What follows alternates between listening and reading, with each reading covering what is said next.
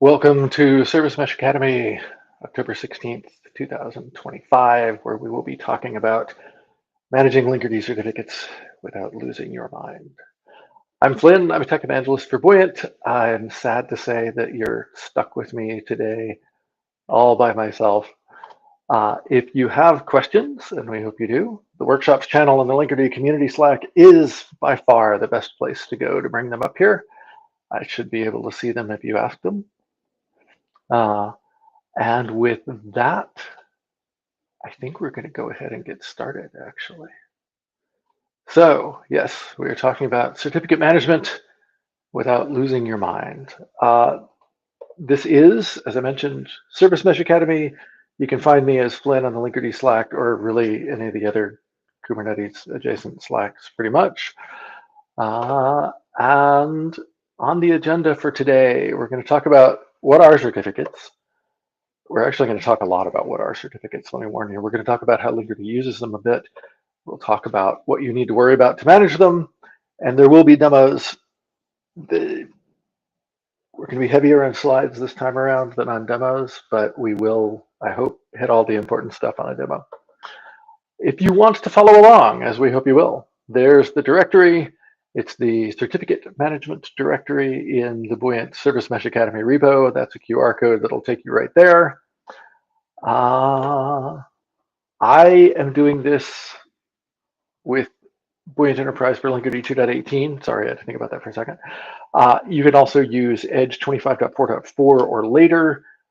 Everything I'm doing today will work with open source Linkerd. I'm going to talk a little bit about one specific area where Buoyant Enterprise for Linkerd can do things differently. But to be totally candid, while going through and preparing this, I realized that we should really do a part 2 of this, talking solely about Buoyant Enterprise for Linkerd and some of the other things there. So keep your eyes open. We might actually do that early next year. I'm also going to be using actually 2 K3D clusters just because I want, I'm very concerned about time on this one. So I set up the clusters ahead of time, and you can look at the sources to see exactly how I did that. Literally any kind of cluster will work. We're not even going to look at services in the cluster. All we're doing is looking at certificates this time around. So I'm using K3D, you do you. A note from our sponsors to kind of start off. Like I said, I'm going to be using Buoyant Enterprise for Linkerd. Check it out. There's a QR code that will take you there. It's got some cool stuff, good things. I recommend it. And our next Service Mesh Academy, December 11th, 2025, will be, yes, we do Windows. I'll be joined by Zahra Dijev when talking about Windows support with Linkerd. You cannot yet register for this. I'm terribly sorry. That should happen in the next day or so. It's possible that we did a bit of a last minute pivot on what the next SMA was going to be. Okay, with that out of the way, let me begin with a bit of a disclaimer. The stuff that we are going to be talking about today is some of the most poorly understood stuff in our industry. I don't mean like in service mesh land. I don't mean in Kubernetes land. I mean computing in general. I first ran across TLS certificates in 1999. I honestly don't think they are any better understood, broadly speaking, today, 26 years later, than they were when I first ran across them, which is horrifying in lots of ways. So we're going to be talking about that. We're also going to be talking about the fact that certificate management is one of the trickiest bits of operating Linkerd. So in this SMA, we're mostly going to be hammering on the understanding part. I want to point out that we, the Linkerd project in Buoyant, we are definitely working on smoothing out some of these rough edges. So you know how I normally, in Service Mesh Academy, I'll have a section called gotchas. I don't have that section because most of this SMA is really talking about gotchas. So we will talk about Linkerd, but we are also going to have to talk about the X.509 standard and TLS itself. We're going to have to talk a bit about cert-manager and trust manager and a bit about Kubernetes as we go. There's a lot to cover in here. There's a lot of detail. buckle your seatbelts and, sing out with questions. Um, and speaking of questions, let me quickly type the GitHub link into Slack. You know what? Let me put it up here first and then see if I can't copy and paste it to put into Slack. There we go. All right. So let's start off talking about TLS. TLS stands for Transport Layer Security. It is a way for a client and a server to communicate securely with each other, even if they've never talked to each other before, which is the really cool bit about TLS. As we're talking about this, secure means three specific things. It means that we want confidentiality, we want integrity, and we want authenticity. For TLS, we get confidentiality by TLS encrypting the data. We get integrity by using checksums to verify that there are no changes to the data in transit. These two things are not the same. You have to have both of them. You have to approach them separately. If you only encrypt, you can modify the encrypted data while it's flying by. And in a lot of cases, that will just lead to errors, but errors can be bad enough to cause problems.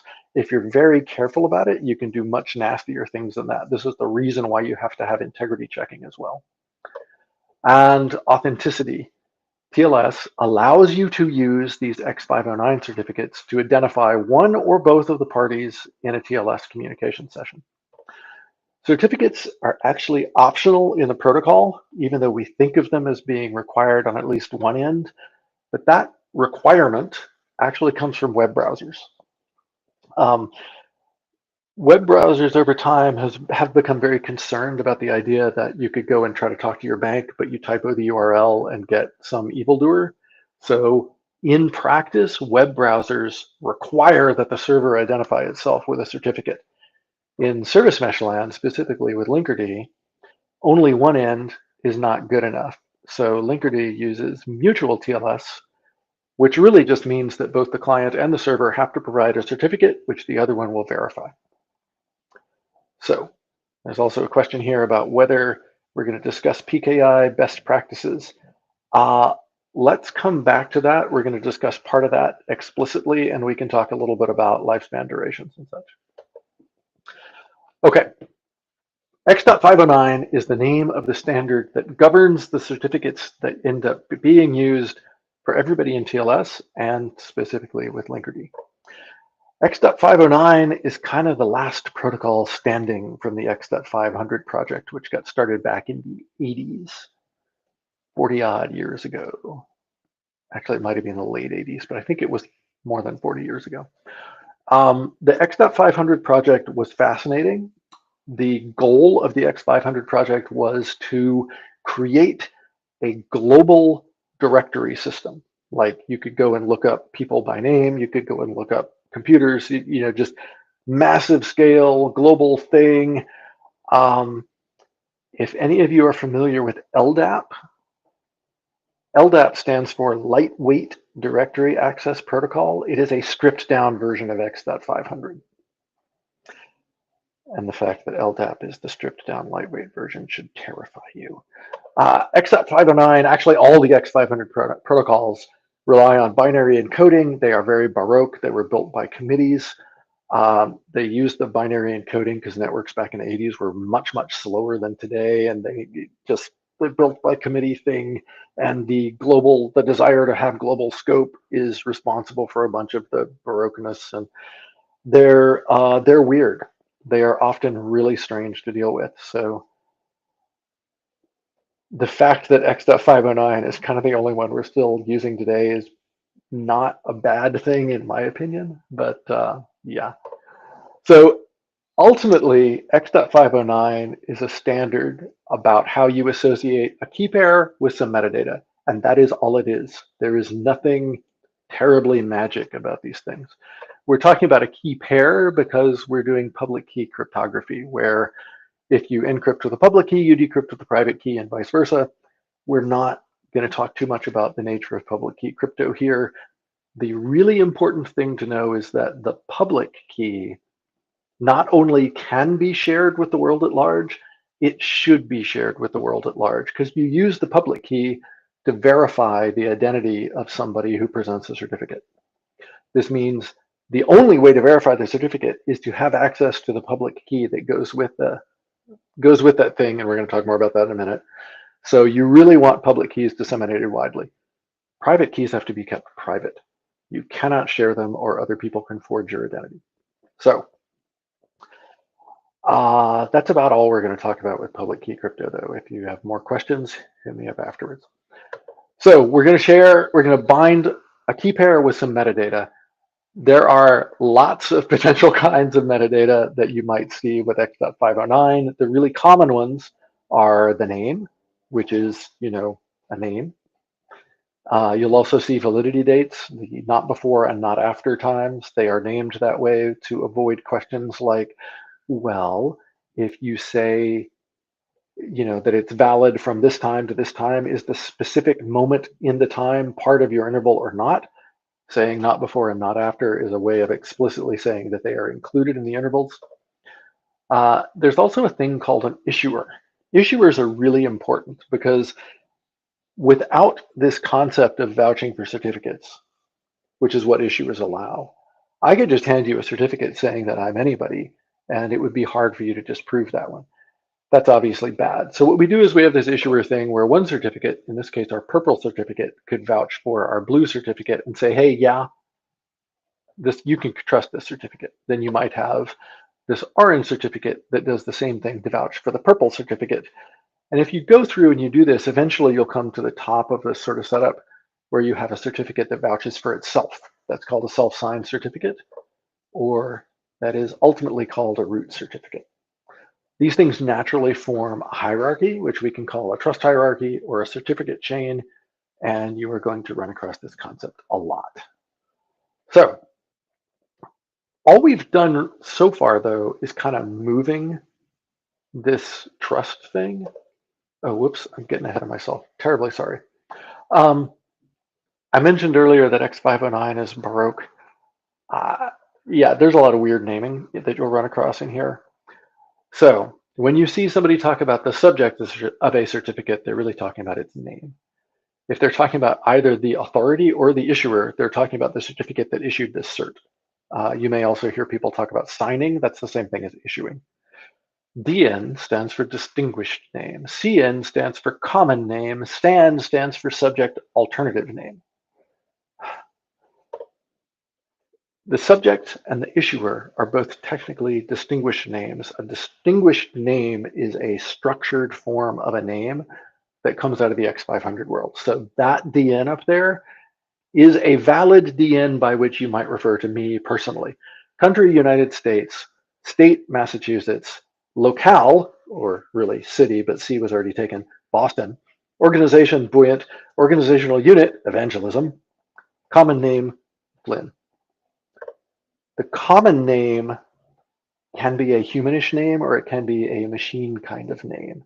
In contexts like a DN referring to a human, it's going to be the human's name. In machine-related contexts, it will be a machine-readable name. And in Linkerd contexts, it will generally be this sort of DNS-looking thing, referring to a service account that provides an identity. So this would be the face identity in the faces namespace, and service account.identity.linkerd.cluster.local. You're going to see that for all of these identity names.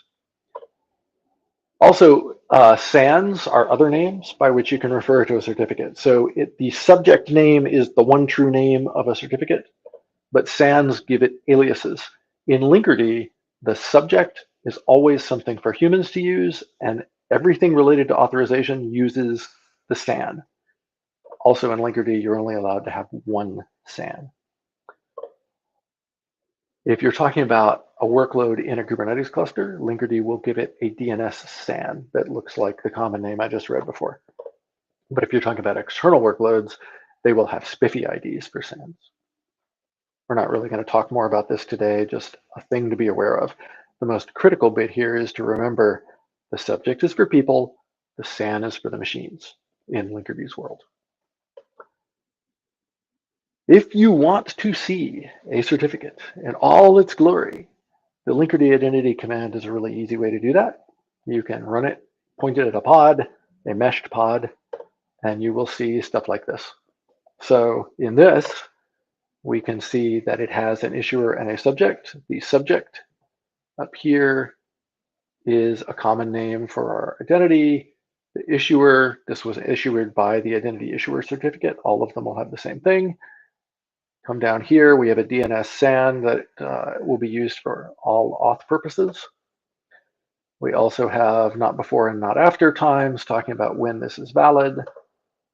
And down here, we have an authority key identifier, which gives us a machine readable version of the ID of the certificate that issued this thing. And we will definitely talk more about this in a minute. Finally, we've got signature algorithm stuff, and you're going to see that a lot every time you look at one of these certs. Okay. Now back to what I was getting ahead of myself with. First off, I've been lying to you a little bit. The private keys are not actually stored in the certificates at all. Certificates are entirely public information. It's fine to show them to anybody you want. And the other thing here is that that hierarchy thing has really just moved the question of trust around. So at some point, you have to tell Linkerd, hey, this root certificate, this is a thing that you can trust. And when you tell Linkerd that, it will then in turn trust every certificate ultimately signed by that root certificate. You don't have to actually, oh, sorry, in Linkerd land, we call that the trust anchor. You do not have to use a real root certificate as your trust anchor. We could declare that this green certificate is our trust anchor. Everything will work fine. From Linkerd's perspective, those other three certificates are completely irrelevant because as long as it sees something ultimately signed by the trust anchor, Linkerd will decide that it's good to go. Now is a great time for people to throw questions in, by the way, if I'm going too fast. Okay. Also in Linkerd land, we have three separate names for this kind of multi-level hierarchy where we start with the trust anchor. The trust anchor in turn signs the identity issuer certificate, and the identity issuer certificate signs workload certificates, which go with the proxy for each Linkerd workload. You'll sometimes see those called workload identities as well. So this is kind of the way things are set up with Linkerd's trust hierarchy. None of the private keys are shown here, but the private keys are very relevant. So let's talk about them for a minute. The workload certificate, we have to have access to the private key because the workload's proxy needs the private key to be able to prove, basically to attach its own certificate to an outgoing connection. The workload certificate has to have its own private key available. In Linkerd, these live entirely in the memory of the proxy. There is no way you can see them, in fact, at all. You can access the public half with the Linkerd identity command, but you cannot get access to the private key at all. The identity issuer, we also have to have access to both the public key and the private key. The reason is that the identity issuer is the thing that issues workload certificates. These live in a secret whose name is Linkerd identity issuer. And in normal circumstances, they will be keys called tls.crt and tls.key. There's a question about multi-cluster. Yeah, let's hold some of these for a minute. We only need the public half of the trust anchor because the only thing Linkerd ever does with the trust anchor is use it to verify other identities. So its private key, its public key lives in a config map called Linkerd identity trust roots under the name ca-bundle.crt. We also have a copy, usually, of the trust anchor in the Linkerd identity issuer secret. We don't really use it for anything. It's just kind of there in case it's handy. Sometimes it's handy as a human. Okay, almost coming up to the first demo. Broadly speaking, if you want to look at like the identity issuer or the trust anchor, really everything in the trust bundle, then what you can do is use kubectl get Use the JSON path to grab the specific thing you want and then pipe it into the step certificate command. So if you want to see the trust bundle, you're going to get a config map in the Linkerd namespace named Linkerd Identity Trust Routes. You're going to grab the data.ca bundle.crt key, and this backslash is very important because this dot is part of the name of the key. It's not a hierarchy separator, and you can pipe that to step certificate inspect -- bundle. If you do that, you will see something that looks remarkably like the output of Linkerd Identity, with the issuer and the subject and the not before and not after and the signatures and all that stuff. You'll also note that this key has a subject key identifier because this is a trust anchor. This particular one is a self-signed cert, and it does not have, it only has a subject key identifier. The identity issuer, almost the same command, but here we're looking at the tls.crt key, and you have to pass it through a base64 step before you pass it to step certificate inspect. But if you do that, you will again see something that looks remarkably like the output of Linkerd Identity. Things to note here are that where the trust anchor had identical subject and issuer, here we don't. Here the subject, this is the identity.linkerd.cluster.local certificate. It was issued by root.linkerd.cluster.local. It obviously has the usual stuff there, but you'll note that it has a subject key identifier for itself and an authority key identifier, which references the key, the certificate that issued this thing. Even talking about this is tricky because so much of the nomenclature is the same as we go along.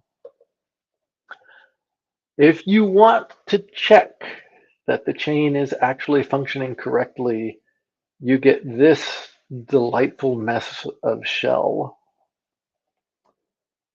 And obviously you can just run the linkerd check command, but if you want to look at it in more detail, what this bit is doing, this awful thing, is grabbing several specific things out of the step certificate inspect output, doing some reformatting, and we can go and run that on the trust anchors, the trust bundle and the identity issuer.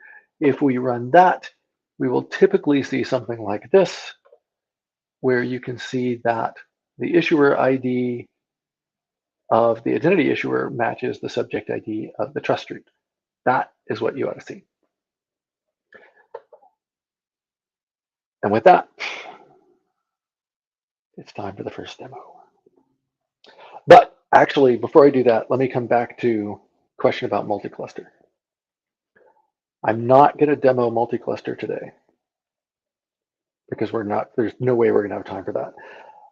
The short answer, though, is that if you want to use Linkerd multi-cluster, the simplest way to do it is to have your two clusters use the same trust anchor, but different identity issuers. And that's what we describe in all the documentation. There are more complex ways you can do that, where it is possible to federate the things so that they each have a separate trust anchor, but you put the trust anchor for each cluster in the other cluster's trust bundle. That will work too. We don't really document that because it's a bit more complex, but that would be a great one to go and demo in a part 2 of this. So I will make a note of that. Hopefully that answers the question now. All right. Demo time. We're going to do this part of the demo with a cluster called manual because it has manually managed certificates. You can look in the sources for this. There's a script called manualsetup.sh, which will show you exactly how I set this up. It's not complicated. It's just got a bunch of things. Let me put up this GitHub URL again if you're interested. So what we're going to do is we're going to look at how everything is set up right now. And we are going to start with pretty much exactly what we showed a minute ago, where we're going to grab the trust bundle out of the Linkerd Identity Trust Routes config map and pass it to step certificate inspect to see what we see. And if we do that, we get a certificate where the issuer and the subject both have the same name because this is a self-signed certificate. If you look carefully at the not before and not after, you will see that this is indeed a valid certificate. It's good for about 10 years. And it has a subject key identifier, but it does not have an authority key identifier because it is its own authority. This gets a bit into our first question about best practices and PKI. A very common question is, how long should your certificates last? And the answer is, well, it depends, which is the world's most awful answer. We're going to talk about this a little bit more, but really the short answer is that it is okay for your trust anchor to have a pretty long life because it doesn't get used for much. And if you set things up correctly, the private key of the trust anchor isn't even on your cluster at all. So it's fairly difficult for an attacker in the cluster to do much with your trust anchor if you set it up correctly. That's an important if. Your identity issuer should have a much shorter lifespan.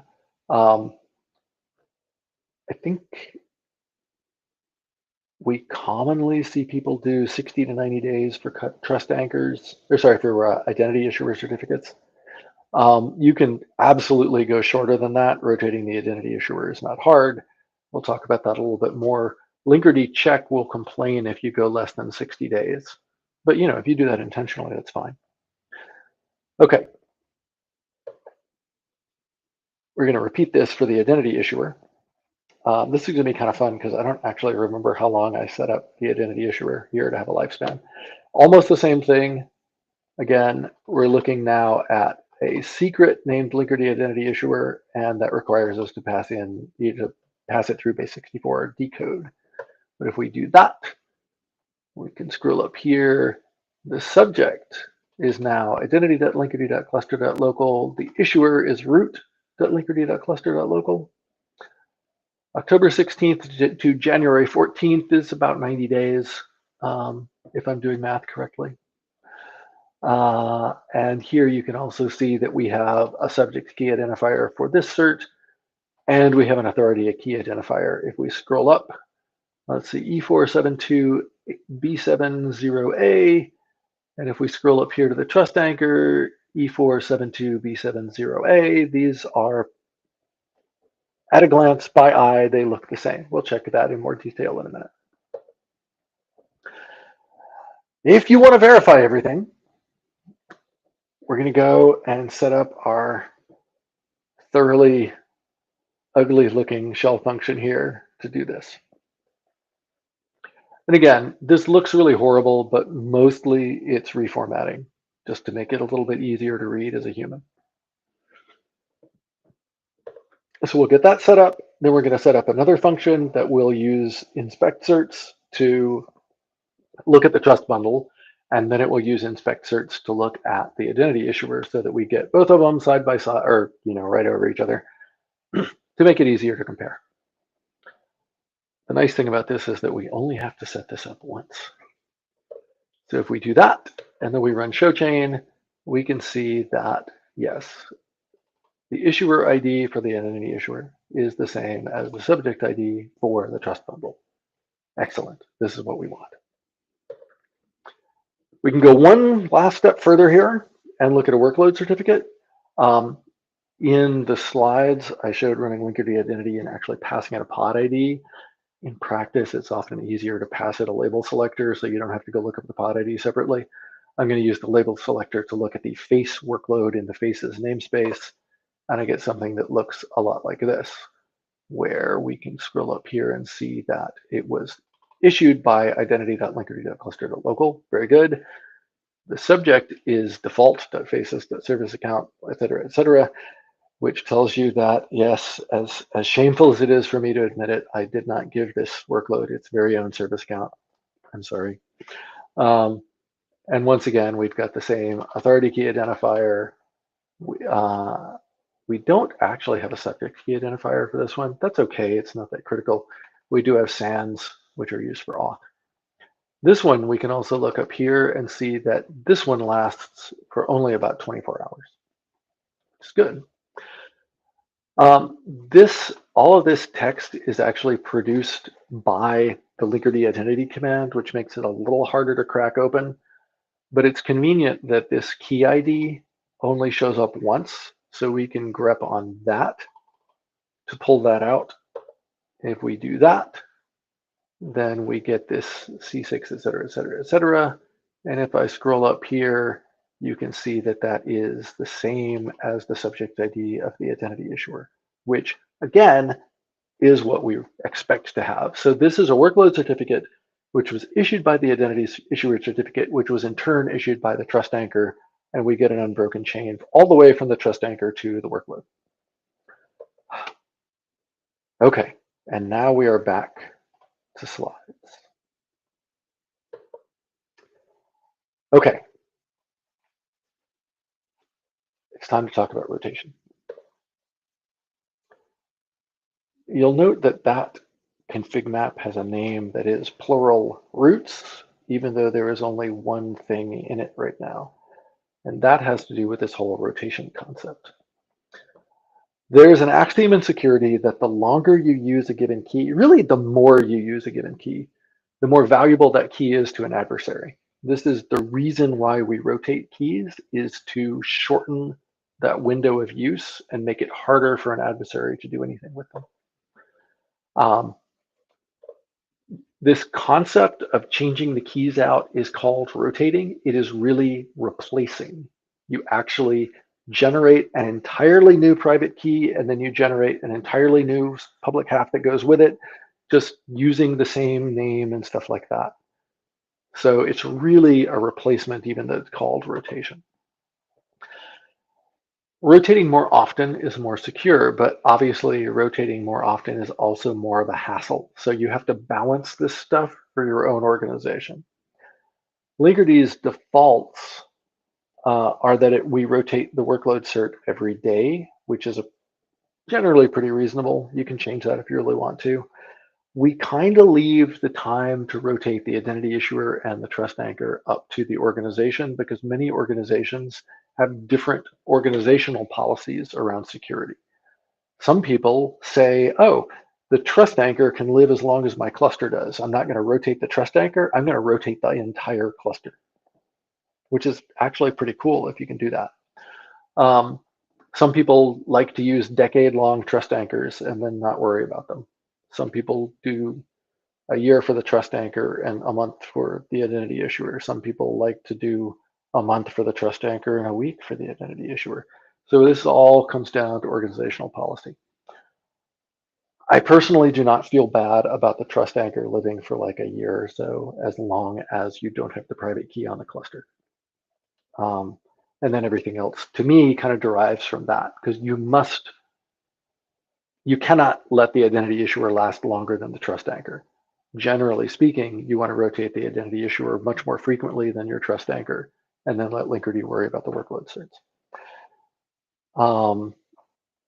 I realize that's a whole lot of waffling, but this really is a thing that depends on your organization and on your organization's tolerance for certain types of risk. So when we rotate stuff, let's look at what it actually takes to rotate a trust anchor. You're going to generate a new trust anchor, and then from the new trust anchor, you will generate a new identity issuer. Now, at this point, life gets interesting, because the obvious thing to do would be, oh, let's go and stick the orange key into our identity issuer secret, and then stick the purple key into our trust roots bundle, and then that will break everything. Because this blue workload still has things that are ultimately signed by this green trust anchor. And we've just removed that from the trust bundle, and that is a horrible problem. This is the reason why the trust bundle has a name in the plural. The way around this problem of having our blue certificate still ultimately signed by the green one is, in fact, to stick the green key and the purple key into the trust bundle at the same time. When you do that, this chain still works, because our blue certificate, which is signed by the green certificate, is there in the trust bundle. Likewise, when a new proxy comes along and it gets something ultimately signed by the purple certificate is in the trust bundle as well. At some point, our blue workload will end up getting a new certificate ultimately signed by the purple trust anchor. And at that point, it's safe to get rid of all of the stuff with the green bit. So what that means is that all of this stuff is important for handling rotations. There's a sequence. Before we talk about that, let me point out one other little detail. If you read stuff about TLS, you will see things like, oh, when our A thing makes a connection to B, it will send over its certificate. And that is the way it's usually phrased. It will send over its certificate. This will only work if workload B already has a copy of the pink certificate and the green certificate in memory to verify the blue certificate with. So in practice, what actually ends up happening is that workload A sends over the whole chain. Even though the documentation talks about sending over its certificate, it's really sending multiple certificates, because if you send over the whole thing, the only thing workload B needs to check is, it can use the stuff in the chain coming over and go, I see this is a valid chain, and then it can check to go, oh, and I trust the thing at the top of the chain. And this is much safer and much simpler to work with. There's another entertaining bit about Linkerd in here. You can actually do things like this, where the trust anchor signs one intermediate, which signs another intermediate, which signs the workload cert. And you can do that. You can actually, in practice, there are people who do this where they take these two things and basically put a bundle in the Linkerd identity issuer secret. So there are two keys in TLS.crt, and that works, even though it's not really discussed anywhere. Okay, back to rotation. Question, what if the trust anchor expires before a new trust anchor is generated? Congratulations, you're going to take downtime. Don't let that happen. Just never, ever, ever let that happen. The most, can I still say this? One of the most common failures of Linkerd meshes in production is letting the trust anchor expire. Linkerd generally is pretty, a lot of other stuff about operating Linkerd is very straightforward, but if you let the trust anchor expire, or if you let the identity issuer expire, you are guaranteed to take downtime. If your identity issuer expires, recovering is pretty quick. If your trust anchor expires, recovery can be much less quick. So don't ever do that. All right. Linkerd handles rotating the workload certificates. You never have to think about that. This is great.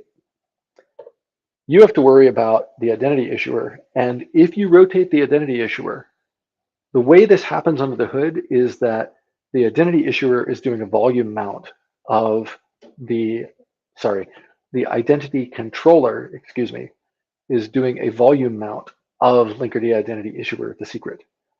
The way Kubernetes works, when you change what's under the volume mount, it can take up to 90 seconds for the controller to see that. So, this isn't necessarily ideal. It's manageable, right? The trust anchor, however, at present, Linkerd will only notice changes to the trust anchor when you restart everything. This is the major operational concern dealing with Linkerd's certificate rotations. So this is, it's an operational concern. No getting around that. Okay, so given all that, this is the way a rotation actually needs to happen, a rotation of the trust anchor. And to save space, I'm now showing certificates a little bit differently, where the outer part of the certificate is the subject, basically, and the inner part is the issuer. So this certificate, which is sort of pinkish and has a green center, is one that is signed by this green certificate. The white is for self-signed things. So our trust anchor here is green. Our identity issuer is pink, signed by green, And then we have a workload cert, which is blue, signed by the pink, which is signed by the green. These are representing kind of Linkerd controllers or Linkerd proxies. You'll note that each of them has its very own copy of the trust anchor because they all have their very own copy of the trust anchor. It's in an environment variable if you look under the hood. So first step of rotating. Oh man, I could have gone through and blinked these and I was using the cursor instead.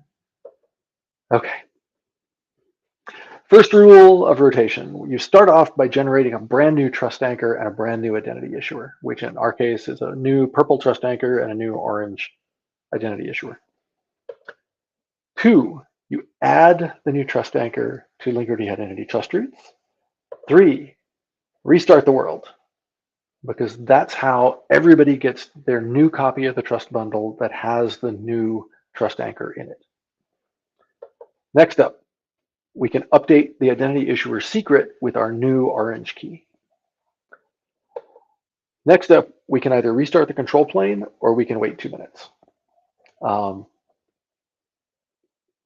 You have to do one of these things for the identity controller to see the new identity issuer. The way we're going to demo this is with a restart, just because I don't want to wait 2 minutes during this. After we do that, we get to either restart the data plane or wait for all the workload certs to reissue. If you're doing this just as a matter of course, maybe you just wait a day or so and all your workloads get new certificates. You don't have to do anything special. If you're doing it because you have some reason to believe that one of your certificates was compromised, though, restarting the data planes is the way to go. I should also point out, when I say restart the data plane, I mean all of the data planes, right? So if you've got 57 different namespaces with meshed workloads, you're going to need to restart the deployments in all 57 of those things. Again, operational complexities here, right? At this point, we get to remove the old trust anchor from Linkerd identity trust roots, and then there's one more restart to make the old trust anchor go away. This is, like I said, this is more complex than I personally enjoy. A lot of the point of this SMA is to really drill down at how exactly it all works so that people understand it better. Okay. Back to the demo, where we're going to do exactly what I just said. Okay. Step 1. We're going to generate a new trust anchor and a new identity issuer, and we will use the step certificate create command for this. Step is pretty awesome. It's a much better command line interface to work with these certificates than the old OpenSSL command was. Step has certain profiles which describe to it, hey, what kind of a certificate is this? How do you want to do this? What extensions should it have? What metadata should it have? Things like that. Its root CA profile is great for a Linkerd trust anchor. The -- no password means we don't want to give a password to this. -- insecure is a thing you have to use with -- no password to tell Step, no, really, I know what I'm doing. Let me do this even though it's not safe. Safe is sometimes a bit of a misnomer in this case. Not after specifies how long this thing should last. I'm using another 10-year certificate here. This is the common name that will go in the subject. This is where we're going to write the public half of the cert, and this is where we're going to write the private half of the cert. So I do that. Great, we have a certificate now. I'm going to repeat the same thing for the identity issuer. Steps intermediate CA is a great profile for this. We're going to repeat no password and insecure.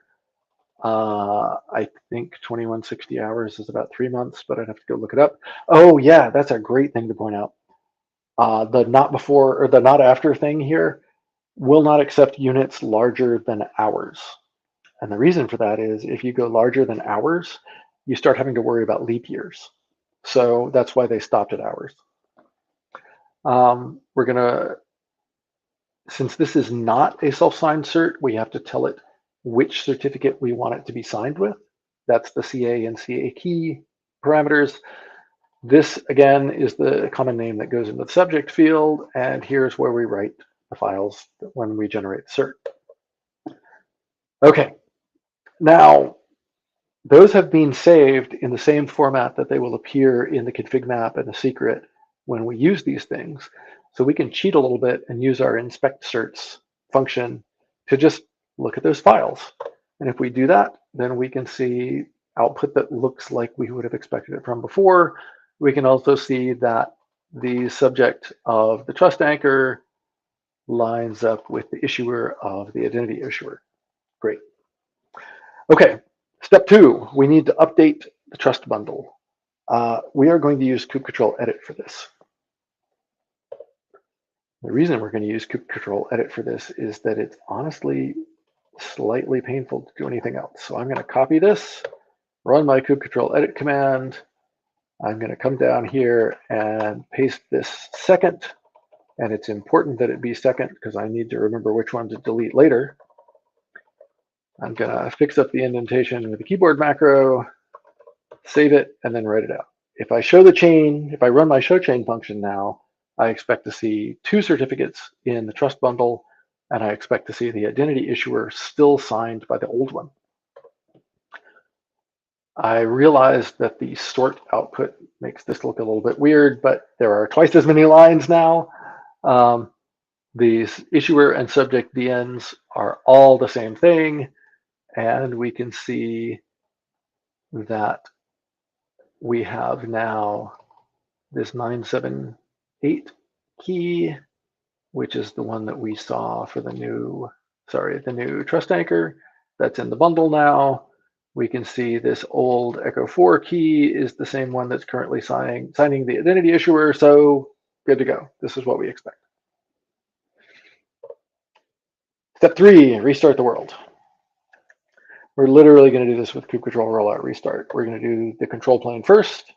We will wait for it to be done. And then we're going to do our application data planes. I've got an application running in the faces namespace. That's the only one. So I will restart it. And then I can go update the identity issuer. I'm going to update the identity issuer with kubectl patch. I could do this by running kubectl edit or something like that, but let's not. Also, this looks particularly awful because of all of these backslashed quotes in here. The reason is we have these shell expansions in here for the actual values we're going to patch in, and you can't single quote in the shell and also get the shell expansion. In the real world, we would want to do this probably with a proper Go program or something like that. Part of the point here is to show you, yeah, you can actually really do this by hand just by typing kubectl places. So if I do that, I can look at show chain, and now I can see that my identity issuer has a new ID, and it is signed by our 978 subject ID. Okay, after we do that, we have to restart the control plane. Again, we could just wait 2 minutes, but it's already 48 minutes into the hour and we've got more to cover, so let's not wait. I'm going to wait for this to be done again, because we need for the identity controller we need to be certain it's got the new identity issuer key. And then we're going to restart our data planes. These are listed as 2 separate steps at this point because we could just wait. We definitely don't want to wait until Friday, though, for the workload certs to be reissued. So we're going to go ahead and do that now. And at this point, we can use Linkerd identity to look at a workload cert the way we did before.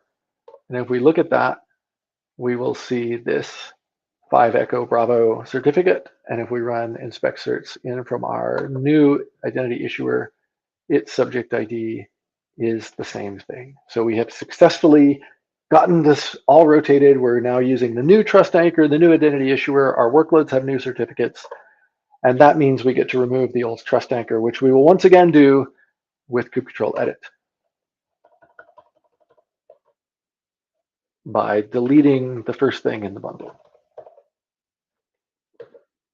Now we have only one thing in the trust bundle, and it is the correct thing. Its subject ID matches up with the issuer ID of the identity issuer, and all is well, except we have one more restart. Because again, if you're doing this because you're concerned that something might have been compromised, you don't want to leave the old trust anchor as trusted. You want it gone. Okay. And now back to slides. I'm going to point out one more thing about this before getting into the wait, there's more section. When you're doing this with multi-cluster, one of the things that's, to me, kind of nice about the potential of the federated thing is that, you know, the federated thing where you've got cluster one's trust anchor is present in cluster two's bundle, that can make it a little bit easier to manage multi-cluster rotations.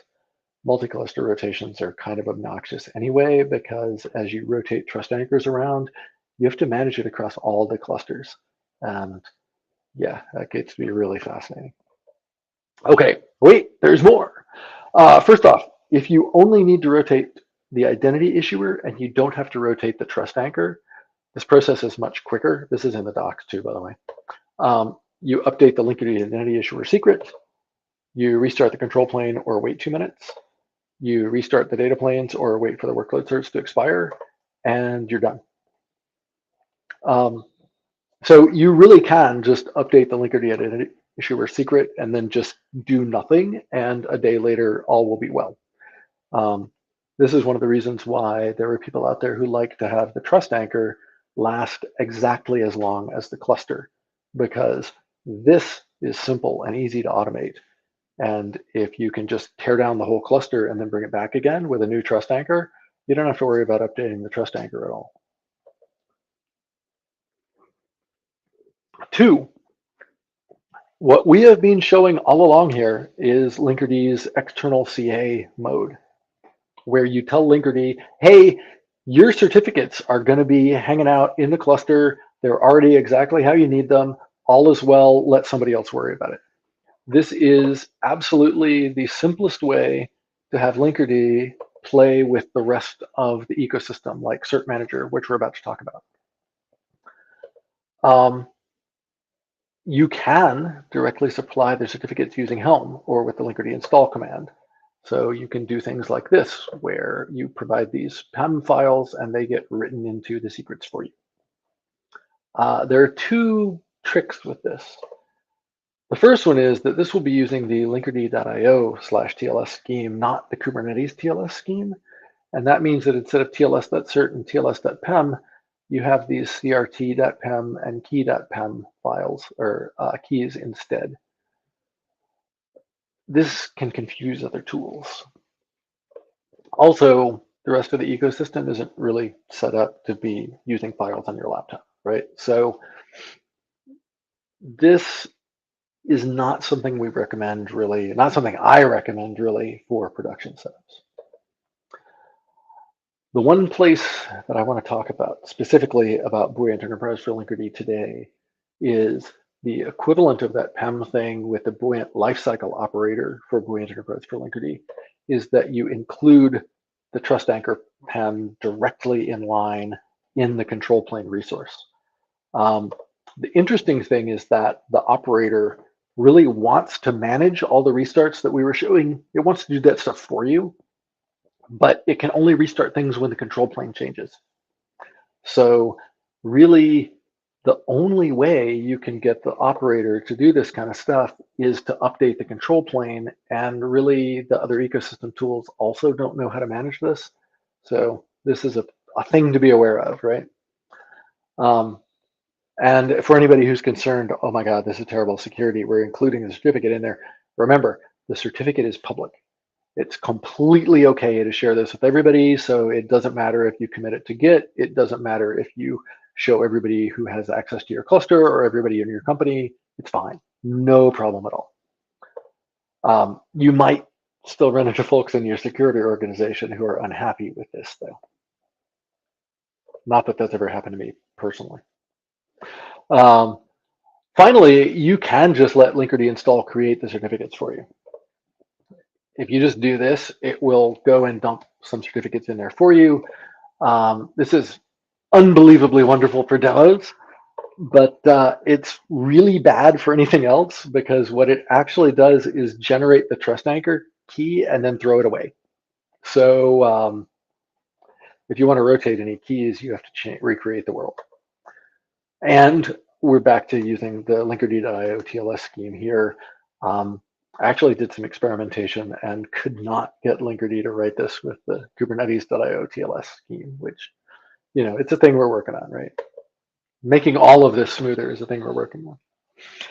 It's also worth pointing out that saying that Linkerd install throws away the key is slightly misleading. Linkerd install presently does something that's a little bit weirder than that. Instead of creating something that looks like this, it creates something that looks like this, where the identity issuer and the trust anchor are the same certificate. This works in that the identity issuer is technically signed by the trust anchor, but wow, it was confusing the first time I realized what was going on. So, something to be aware of if you try to examine the trust chain and start looking at it is that if you ran Linkerd install, you can end up with this. And it's fine if you go through and, if you look in the manual setup script, you will see exactly how to use Linkerd install to set everything up with an external CA scheme using hand-generated certificates. It's not hard. It's just more steps than running Linkerd install. So this leads us to the first of our recommendations, at least the first of my recommendations. Use external CA mode for production. Really, this is what you want to do. This is the one that reduces friction with the rest of the ecosystem, which is a great thing. It means that you have to manage the certificates, or of course, you have to use something like cert-manager to manage the certificates. And that leads us to, hey, let's talk about cert-manager and trust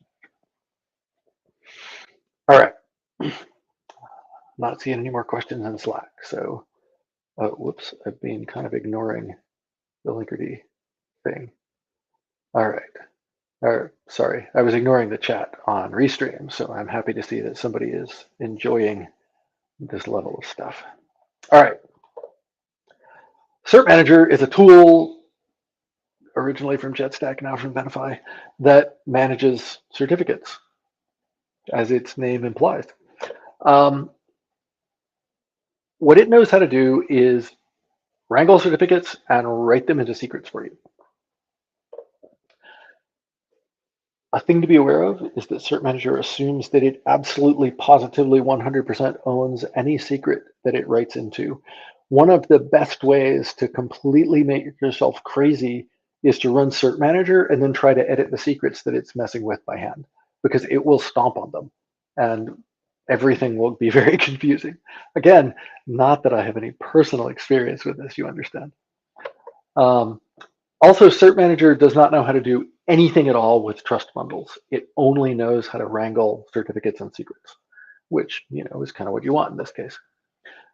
The thing that cert-manager is really, really good at is that it integrates with a ton of other things, ranging from generating self-signed certificates to interfacing with proprietary enterprise PKI systems and all this stuff. This is the power of cert-manager. This is the thing that you really want cert-manager for. Whatever crazy thing you're doing with your own enterprise, chances are really good cert-manager already knows how to talk to it.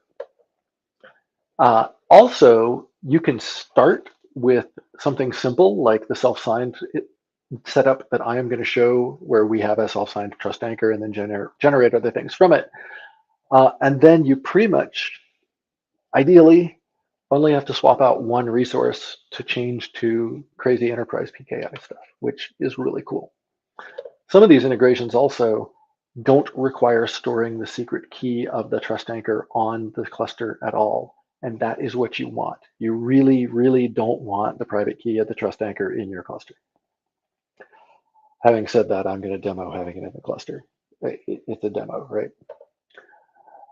The price that you pay for having the ability to do all of these integrations is that configuration is more complex. This file that I'm showing off to the side here This is about a little more than a third of the configuration for a correctly functioning cert manager and trust manager setup. We're going to go through this in more detail in the demo. But yeah, it's, this is the cost. Also, this is using a simple self-signed issuer, and this would be potentially a much longer resource, with more fields in it to use one of the other integrations. Oh, wow. You also need a cluster issuer and certificate for the identity issuer. This is an issuer and a certificate for the trust anchor, and then you'll also need a cluster issuer and a certificate for the identity issuer, which we'll show more in the demo. Operating cert manager also gets to be a little bit interesting. This is the setup that we document for using cert manager to manage the trust anchor and the identity issuer in your cluster.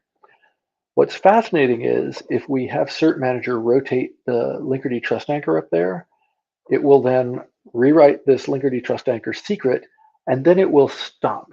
It will not automatically go and rotate the identity issuer, even though the identity issuer depends on the trust anchor. This is when I talk to the cert manager folks, they say, yeah, cert manager just doesn't do that. Okay, so it doesn't do that. In practice, this is less of a huge problem than you might think about, because cert manager will rotate the cluster issuer when it gets, cert manager will rotate the Linkerd identity issuer certificate, not issuer, not cluster issuer. It will rotate that as it reaches its own expiration time. So in practice, you just kind of set these things up so that they get rotated correctly based on time, and it ends up not being that big a deal. But there are still manual steps with cert manager, as we're going to talk about. And so, if you're doing this by hand, then there are also ways you can force it so that everything happens completely synchronously. And again, that can be important if you're responding to an incident. Question, could one use Let's Encrypt for cert manager? Yes, there is a Let's Encrypt. Actually, I don't remember if it's a Let's Encrypt integration or if it's an Acme integration, but you can 100% use cert manager to get certificates from Let's Encrypt. That's fairly common, actually. Okay. Trust manager. Trust manager is the thing that manages trust bundles.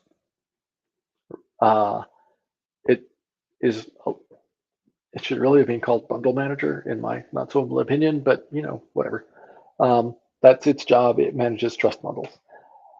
What it knows how to do is read the public key out of a secret and then write it into a config map. And you have to tell it which key in the secret, as well as telling it which secret.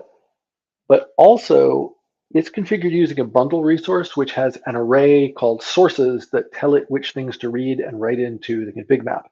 If you want to have multiple things in the bundle, you will have multiple entries in sources. There's a one-to-one relationship. One entry in sources causes one thing to be written in the bundle. So if you want two, then you need to have two entries in sources, which implies two secrets. You could do this with two keys in the same secret. I've never seen anybody do that. I don't actually really think that would make life any simpler, but it would be possible. That's all I'm saying. This is what the bundle resource for Trust Manager looks like. I find it kind of less straightforward than the certificate resource for Cert Manager. First off, the name of the bundle is also the name of the config map that it's going to write into. So you can't just pick arbitrary names for your bundles. You'll need one sources entry for every search you're going to copy. You need to use a label selector to choose which namespace Trust Manager will write into. You can't just say, use the namespace named Linkerd. I mean, except for the fact that kubernetes.io/metadata name is there, but it's just a little weird to me that we can't just say, I want this namespace. Another really important note that was really, really confusing to me when I was starting out with this stuff, Trust Manager will do nothing at all until all of its sources are present and it finds at least one namespace matching its label selector. So for example, if you don't have one of the source secrets, then it won't write secrets. It won't write things from the other sources. It will do nothing at all. You'll also notice the lack of metadata.namespace here. Bundle is a cluster scoped resource. It is not a namespace scoped resource. What gets to be really interesting about this is, first off, if you don't use a namespace selector, Trust Manager will write a bundle into every single namespace you have that it has access to. And the other bit that's interesting is that even though no namespace is specified in the bundle's metadata, Trust Manager is only allowed to read from a single namespace called the trust namespace. If you don't do anything differently, this will be the namespace into which you installed Trust Manager itself, which is, a little fascinating, all things considered. One note, cert-manager is considering making bundle namespace scope and adding a cluster bundle type. There's no particular time frame for this that I know of. It's just a thing you might want to be aware of, because it would be a breaking change in cert-manager. Okay, a brief aside, one of the most critical things to be aware of with cert-manager, that rotation policy setting, that is an incredibly dangerous thing in cert-manager. The default before cert-manager 1.18 was never. And cert-manager 1.18 changed it to always. This was a breaking change between 1.17 and 1.18. This is a particularly important thing because first, if it's set to never, cert-manager doesn't actually rotate the certificate. What it does is it just changes the not before and not after dates and continues using the same key. This is not a rotation. And it is, I believe, 100% not what people using cert-manager generally expected. So that causes a fascinating problem. If you leave the rotation policy at never, and you only have one source in there, then when you do a rotation, this is what happens. It just like updates the validity dates, and then Trust Manager will copy the key with the updated validity, the cert with the updated validity dates into the trust bundle. And then at some point, everything restarts and everything keeps working because it's the same key. The key did not change. Now, let's suppose you change the rotation policy to always, possibly by updating to cert-manager 1.18.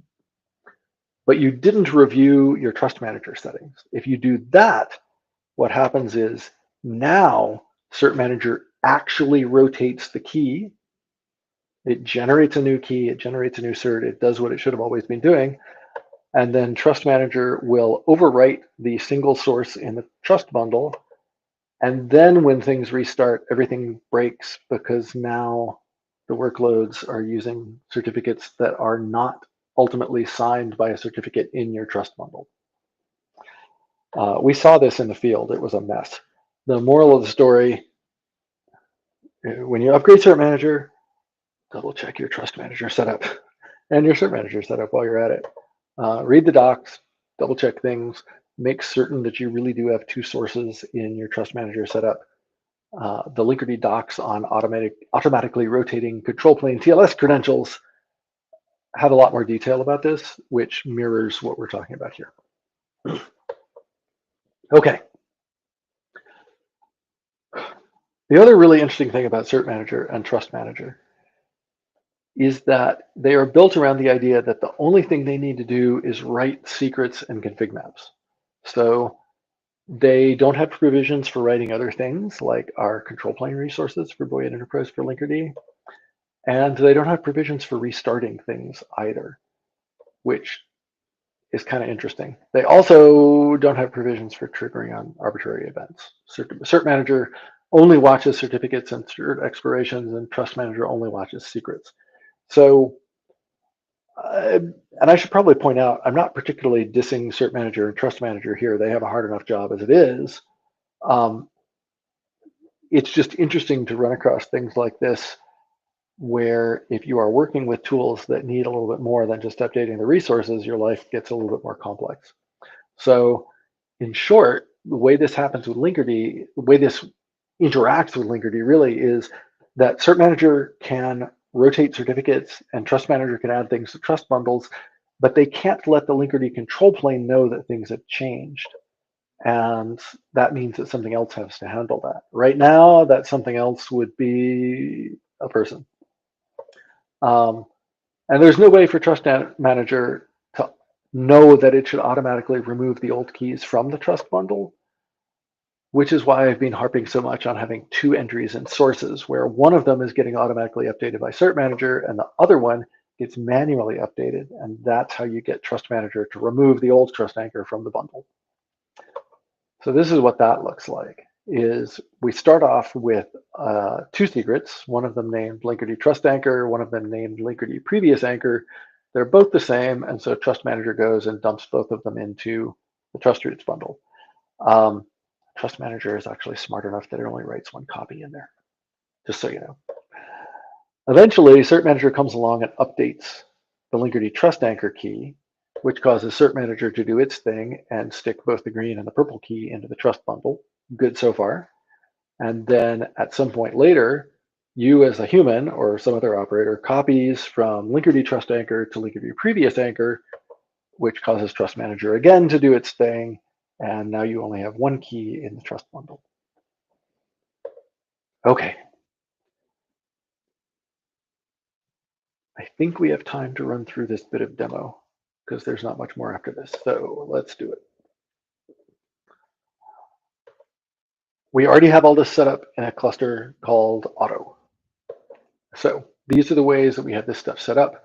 Our trust anchor issuer, named trust anchor issuer. It's in the cert manager namespace. It is a self-signed thing. That means any certificate generated using this integer, using this issuer, will be a self-signed certificate. We have such a certificate here, the trust anchor cert. It is also in the cert manager namespace. It's using our Linkerd, our trust anchor issuer. It's going to write into a secret called Linkerd Trust Anchor, and then we've got a bunch of stuff specifying what kind of certificate we want it to make. We want it to do, honestly, this is boilerplate that you should just copy. This is set up for a year, and we're going to rotate it, make sure it gets rotated with 2 months to go. We talked about rotation policy before. Very important. Explicitly set that to always. We also have a cluster issuer and a certificate for the identity issuer. Actually, you know what? I'm glad I put that note in.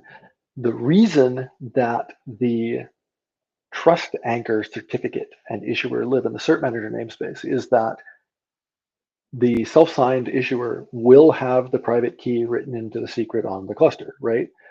Linkerd doesn't need access to that. And that implies that we should put that key someplace Linkerd does not have access to it. So doing this in production, what you would want to do is have the trust anchor secret get written into the cert manager namespace and then lock down the cert manager namespace so that none of your Linkerd people and Linkerd itself can't look at it. Our cluster issuer is exactly the same almost, except that it has a different name, obviously. And this is basically saying you're going to use the secret stored in Linkerd Trust Anchor to go, and we're going to use that as the certifying authority to issue another certificate. Our identity issuer certificate. This lives in the Linkerd namespace, you'll notice. And it uses our identity issuer cluster issuer to look at. It's going to write into the Linkerd identity issuer secret directly because that's what Linkerd needs. And then again, we've got some other stuff about, you know, how this is set up. This is a 2-day duration set to rotate a little more than a day before expiration. And again, we have rotation policy always. We use a cluster issuer here because the secret that we're using as basically because our trust anchor is in the cert manager namespace, but we need the identity issuer to be in the Linkerd namespace, and a cluster issuer is the only way you get to cross namespaces with cert manager. We didn't specify the namespace for this secret, which means it's in the same namespace as cert-manager itself. But we did specify the namespace for the identity issuer certificate. We put that into the Linkerd namespace, so its secret will go into the Linkerd namespace.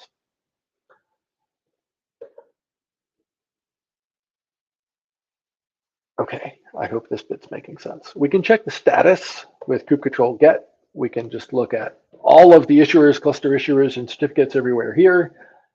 You'll notice that all of these say ready, true, which is good. That means cert-manager has done its thing, and we should have certificates.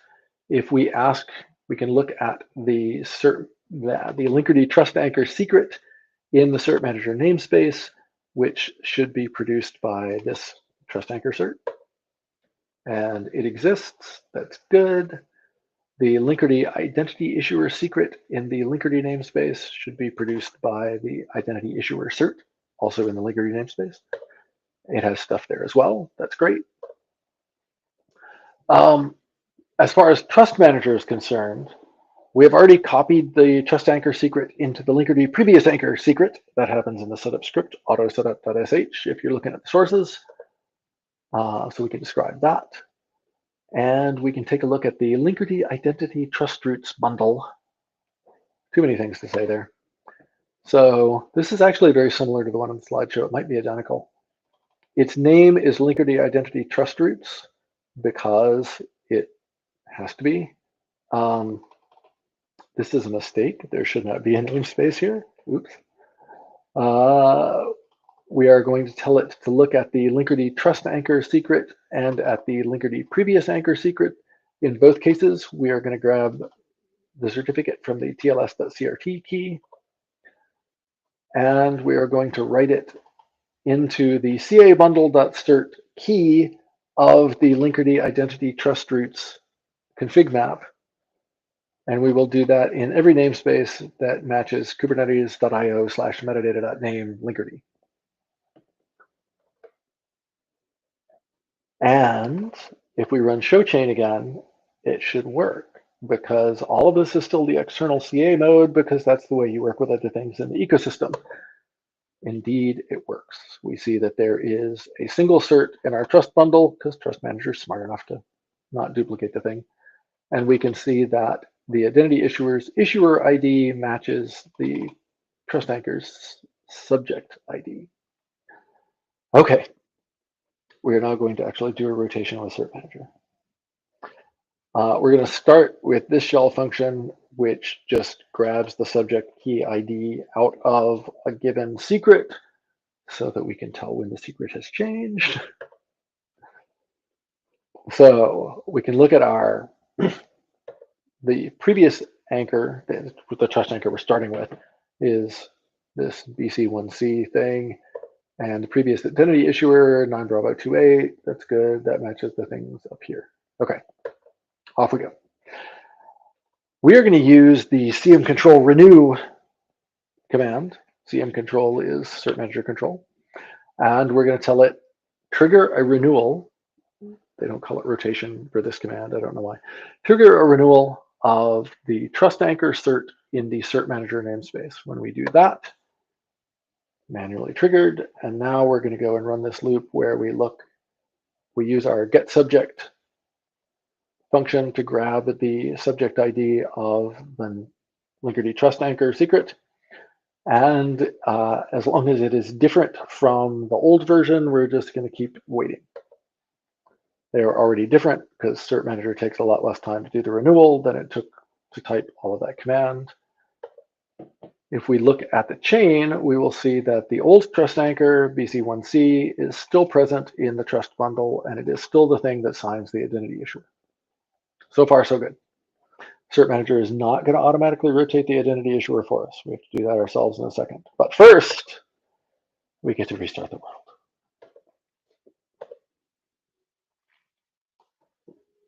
Do the control planes, do the data planes. Good to go. Now we can rotate the identity issuer, which we will do again with CM control renew on the identity issuer cert in the Linkerd namespace. We're going to do exactly the same thing as we did before, but we're looking at the Linkerd identity issuer instead of the trust anchor.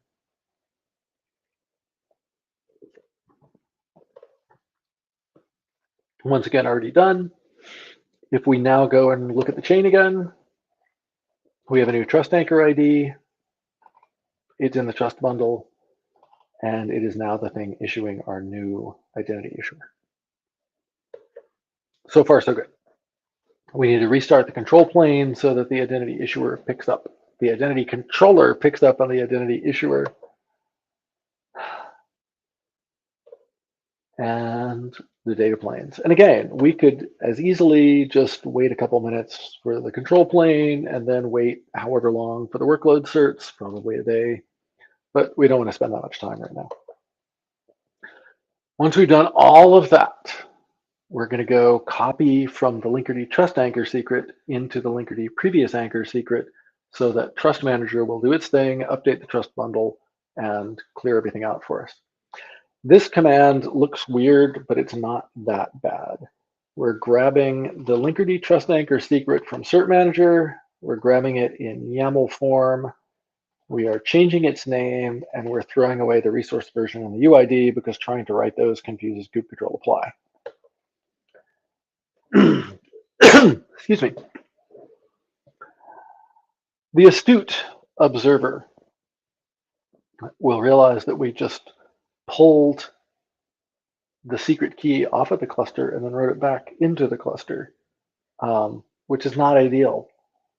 There are much more elegant ways that you could do this, but I'm deliberately doing this the stupid and straightforward way rather than doing them the subtle way. The subtle way would be you use -o JSON paths to pull out only the public key, then you massage things, then you stuff it back. It's just, again, not really worth it for right now. So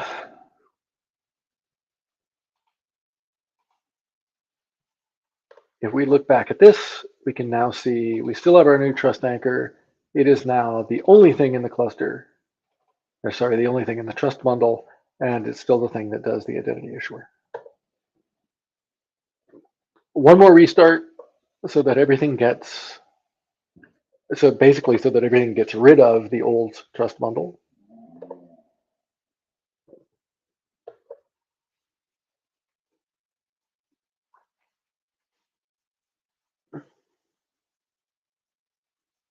And we are done. This does kind of raise the question of, if you still have to do this much manual stuff, what's the point in using cert-manager? And there are a couple of big ones. The first one is all the integrations.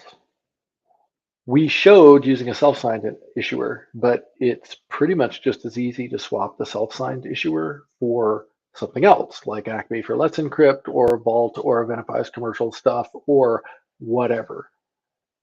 This is a big deal. It's especially a big deal when you get to use an issuer that keeps the private key off of your cluster. And that is a really, really good thing. In a perfect world, you do not have the private key for the trust anchor on your cluster at all. We have also had some requests to allow cert-manager to handle the workload certs even, so that you don't have to have the private key of the identity issuer on there. That's a bigger change, but it would be a cool one as well. Also, you'll notice that we were running CM control renew rather than kube control edit and kube control patch. That's a win, right? I'm going to go track this down and put a link to it in Slack, but I believe that we have a Linkerd user who actually wrote a Medium post about how they more fully automated some of this stuff. And so I'll see if I can track that down again. And obviously, this is an area where we are actively exploring how to make this more seamless. So opinions, welcome. All right. We're actually done with the demos, but we're not quite done with recommendations. First recommendation, use external CA mode for production. Second recommendation, use cert-manager for production. It's just nicer if you can arrange it so that you don't have to be wrangling all the secret keys on your own. If you're using cert-manager, please, please, please be careful with the cert-manager and trust manager setup.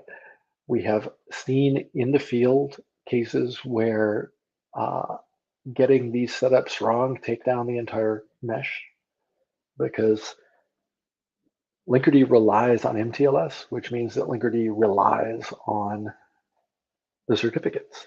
If you get them wrong, you will have trouble. And of course, keep an eye out for Linkerd. Improvements for Linkerd, we're working on it. And the docs. There are very good docs on this stuff about both automatically rotating the control plane TLS credentials and manually rotating the control plane TLS credentials. They will probably look very, very similar to anybody who's, or sorry, they will look familiar to anybody who has watched this SMA. And with that,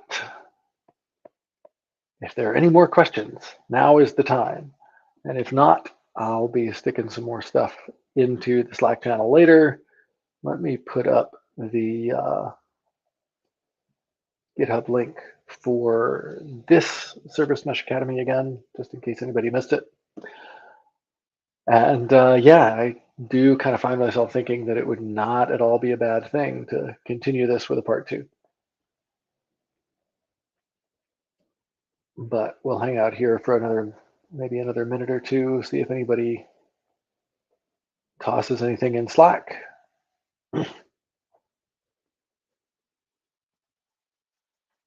Looking back over questions, rotating the intermediate CA cert strategy to avoid disruption to Linkerd MTLS. I am pretty sure we talked about that.